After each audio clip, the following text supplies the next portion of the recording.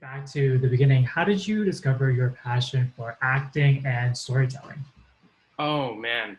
Uh, for me, I think the acting came before the storytelling, at least consciously. Subconsciously, I was always obsessed with, like, I'd be on vacation reading books and on the beach instead of paying attention to stuff going on around me, just movies, film, all that stuff I loved. But for me, I really fell in love with the acting first. And I think it was when I was in middle school when I had my singing teacher in grade 4 tell me that I should do the school musical. And so I joined in then and just became obsessed with working creatively with other people. And I couldn't really identify why at the time, but I think it was because of how incredible the feeling is when you can work collaboratively with someone else on creative works. And then later on, I realized that I also had a huge passion for just telling interesting stories. Because there's nothing more fun for me than when I get to join a cast or a crew that's filled with people that all love what they're working on, because the energy is just incredible and it always results to me in better work.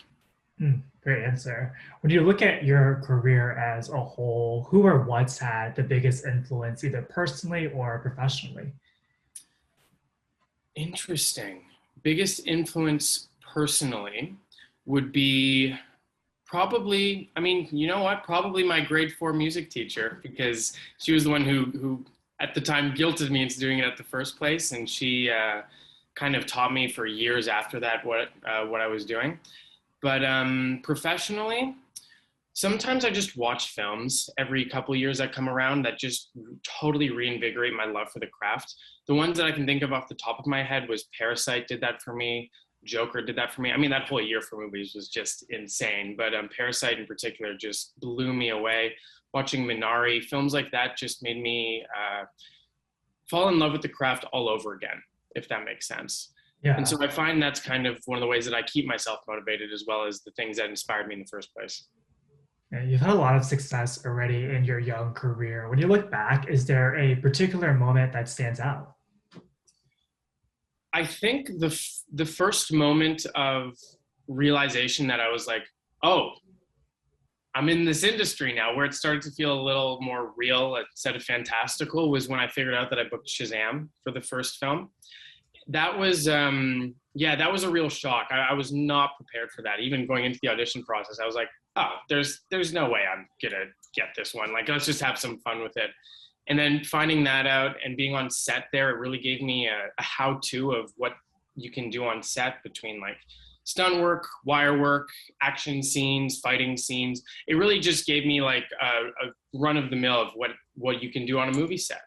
And I think that was the most transformative in terms of understanding what it means to be a part of a professional, big budget film. In addition to acting, you've also done some writing and producing. How's your work behind the scenes made you a stronger actor and vice versa? Yeah.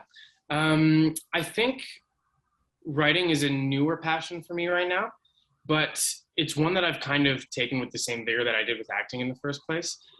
And I find it so fascinating how, when I'm doing this research on books like Story by Robert McKee or Into the Woods, that kind of break down script writing for screenplays and stuff, how much you can learn as an actor when you understand the purpose of each scene, why writers make the choices that they make. And I'm finding that that's been one of the greatest learning tools for me as an actor, which I was shocked to find out, but it helps so much. Because I find it takes away a lot of the mystery behind the whole the mystique of acting. It really breaks it down in solid terms, and it makes it much easier for me to identify where I'm lacking if I ever feel like I'm not doing a good enough job, and where I need to improve.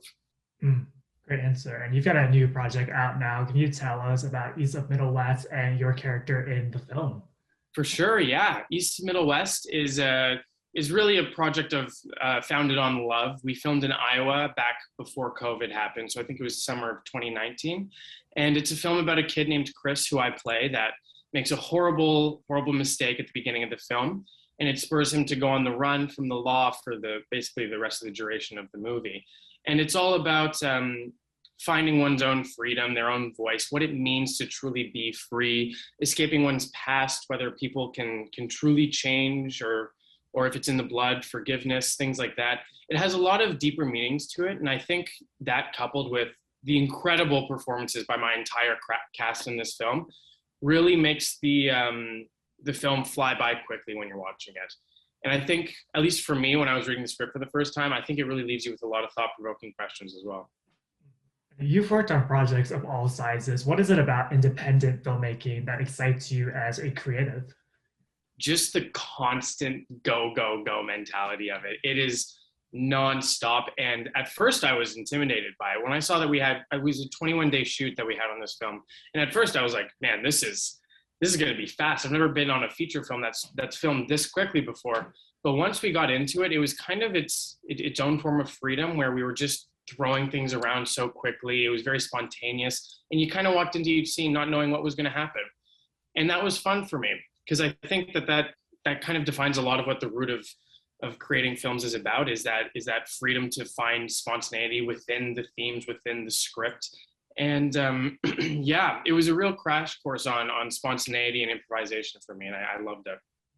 You've shared in previous interviews that bringing this character to life was daunting at first. What was your creative process developing this character? Yeah. Oh man. It was a lot of writing at first. A lot of writing, just because I wanted to understand the themes as well. And this was right around the time when I started to get a real investment in writing in general, and so I kind of coupled that with acting a bit more than I usually do. Once I fully explored the general idea of the script, I took a page out of Matthew McConaughey's book. He's talked about this before in interviews, where he likes to say lines in totally different settings and different emotional states that he's in. So sometimes he'll read the same scene when he's just had like a great night out with friends, or when he's had like a really bad day, like in all different kinds of settings, so that he can kind of stockpile different things for it. I did that with Chris, I'm sure not to the extent that he does, because he's Matthew freaking McConaughey, but I did that a little bit just to make sure that I wasn't missing anything when we were going into the scenes. Because once we showed up on set, we didn't have time to think it through quite as much. And so getting my mouth around how I wanted Chris to sound and physically behave was really founded on that idea. All the work that you put in, is there a scene that you're really excited for your fans to see? Oh man, there's a lot of great ones in this film that I think we're all very proud of. I think personally for me, the ones there's 3 or 4 that I can remember with like perfect clarity how it was on the day filming. But there's 2 in particular that I'd say were my the ones that stand out to me the most, just because of the context surrounding how we did it. One of them was there's a scene between character's name is Bill. It's played by an actor named Scotty McCord, and he is incredible. All of my scenes with him I loved, and we're kind of chit-chatting about what he used to do for a living and how I want to kind of follow in his footsteps without giving any spoilers. And so we had 2 takes of that scene to do. It was his coverage and then my coverage, and that was it. And so both of us going into it were terrified as to what would happen. And so it ended up being great. Like, it went fantastic, but that one in particular kind of defined how the experience was for me. And so I always kind of look back on it fondly. The other one's one of the scenes that's right at the tail end of the film. I don't want to spoil how it ends, but it takes place in a trailer, in the middle of a trailer park with a red truck, and then Scotty's in it again. It is intense. It is fantastic, and it was such a transformative day for me as an actor. And the film is making its way around the festival circuit, and it's been incredibly well received. What do you think is resonating most with audiences? Oh man, that's a great question. I think the turns of the story is what I've gotten a lot of reception on. I've also heard a lot of people talk about how much they enjoyed the twin storylines between my character Chris and Yarsky's character as well, Denny, and how, as our writer McCutcheon described it once, it's kind of the interplay between one person discovering themselves and another person losing themselves. And I think that duality works really well in drawing audiences in and reminding them, even in some of the happier moments of the film, just how high the stakes are at any given moment. Yeah, and you're also joining the cast of Locke Key. What should audiences know about your character? Oh yeah, that's exciting. My character is very interesting. I can't say specifically who he is, but I've got a really cool hairdo, so that's fun. It's gonna be a real blast when season 2 comes out. It's only a couple days away Yeah. now, and I can't wait to see how it's received because I think they just took season 1 and they just made it bigger, better. Everything is higher stakes. The villains are incredible. It is going to be a wild ride, and I can't wait for people to see it. Great teaser. And then we like to end all of our interviews with a pop culture lightning round. Cool. Do you have a guilty pleasure TV show? Guilty pleasure TV show. I don't know if it's guilty pleasure, but I loved watching The Vampire Diaries. I watched that whole thing from start to finish. It was fantastic. What about a guilty pleasure movie? Guilty pleasure movie.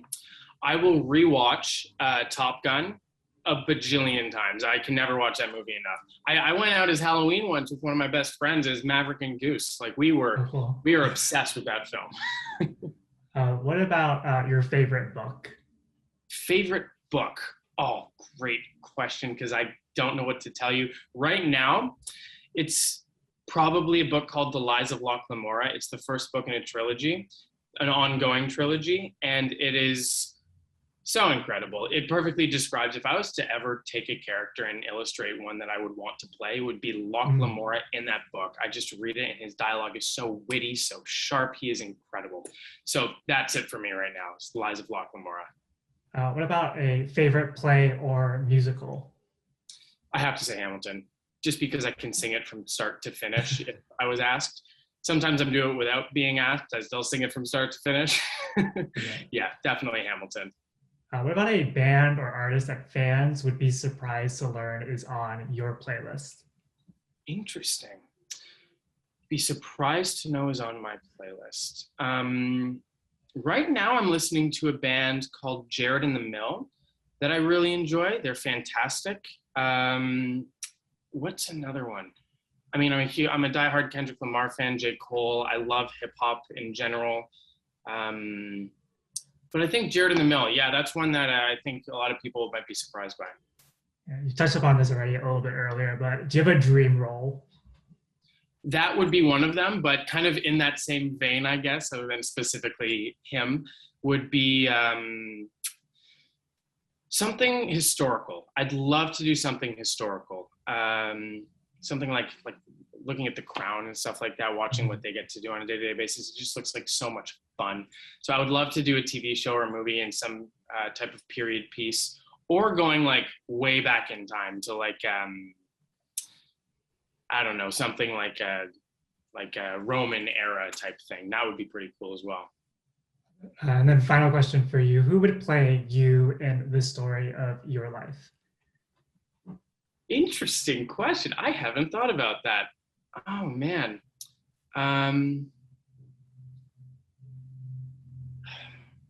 If I could pick anyone to play me in the story of my life, I think hopefully it would be someone like Chris Pine, because I loved him.